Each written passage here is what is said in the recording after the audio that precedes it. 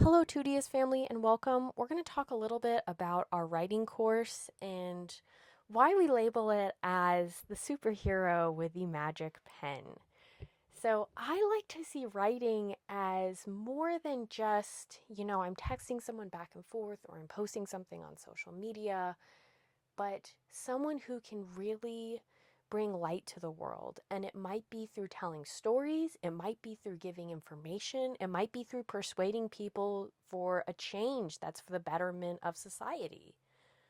When I think back to how writing has changed society, a great example is Ida B. Wells, a journalist who, in the early 20th century, really brought to light the injustices that were being done to African American citizens. And it really pushed for change, and it also pushed for further laws that protected people. We could also look at an author such as George Orwell, who wrote a fictional book called 1984.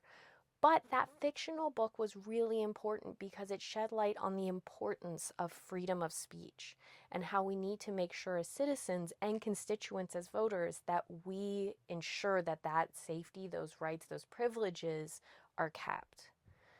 So, writing really can change people, it can move people, it can entertain people, but it really does so much to enrich people's lives.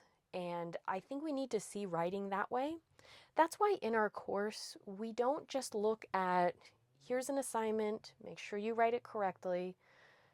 We like to look at how do we get our students actively involved? Can they write to people of authority? Can they write to actual real contests where they could actually win a prize and feel that their writing actually changed something in their lives and the lives of others?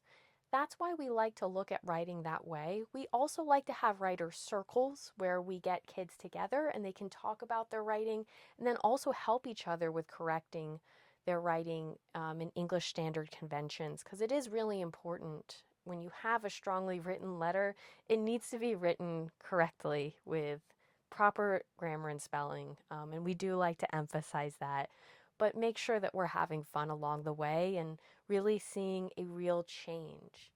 I hope those tips help. If you have any questions or comments, we'd love to hear from you and happy learning.